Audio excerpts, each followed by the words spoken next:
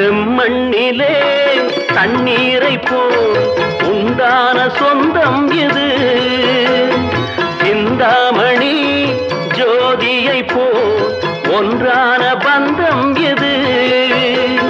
தங்கை அல்ல தங்கை அல்ல தாயானவள். கோடி பாடல் நான் பாட பொருளானாள். ஒரு தங்க ரதத்தில் பொன் மஞ்சள் நிலவு, ஒரு தங்க ரதத்தில் பொன் மஞ்சள் நிலவு.